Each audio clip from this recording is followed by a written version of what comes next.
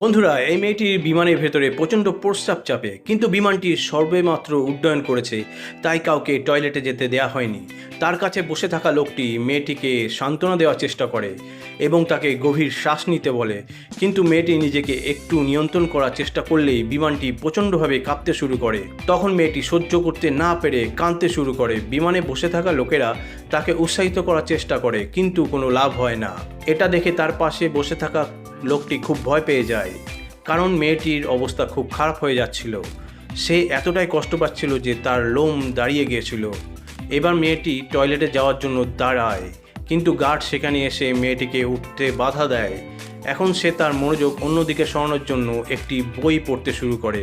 তারপর বিমানটি আবার কাঁপতে শুরু করে, যার কারণে মেয়েটি তার নিয়ন্ত্রণ হারিয়ে বইটি ছিঁড়ে ফেলে এবং প্রস্রাব করার জন্য তার ওপর বসে পড়ে। তার পাশে বসে থাকা মোটা লোকটি ঈশ্বরের কাছে প্রার্থনা শুরু করে এবং তার পাপের জন্য ক্ষমা প্রার্থনা করে।